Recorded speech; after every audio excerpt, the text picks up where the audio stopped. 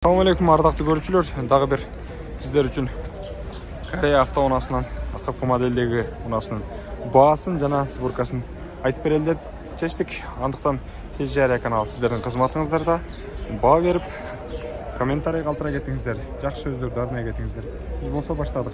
Kia K5 чыгарылган жылы 2019, кыймылдаткычтын көлөмү 2. Расход өзүңүздөр билгендей бензин. Үнөмдүү жана ушундай эле миңинге ар тармактуу кызыккан адамдар көп десе болот. Телефон номерлери жазылып турат. Баасы $16,000. Свежий дейт Корея. Анан растаможка болгон. Бирок телефон номерлери оформление боло элек. Келгенде шаарыбызга, Кыргызстандын Ош шаарына келгенде толугу менен 1 ай болуп калды. Көрсөңүздөр болот. Ички салонун көргөзөлү. Электро пакет комплектациясында мына ушундай деңгээлдеги нерселерди көрүүгө болот. Ардактуу көрүүчүлөр, бунда дагы люк жок, бирок сидений подогрев жана ошондой эле айнек көтөргүч, андан сырткары мультируль, мониторду да көрүүгө болот.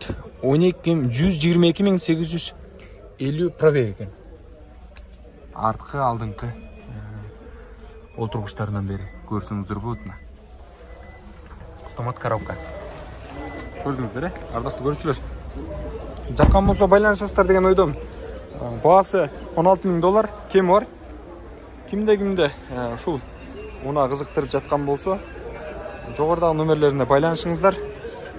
Тез Жарыя каналынан көрдүк деп чалып байланыша бересиздер.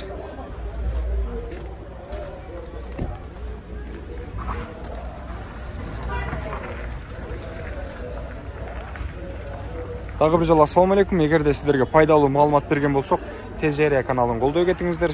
Кандайдыр бир жаңылыштар кеткен болсо, бизге комментарийге сөздөрүңүздөрдү жаза кетиңиздер. Дагы бир жолу ассаламу алейкум.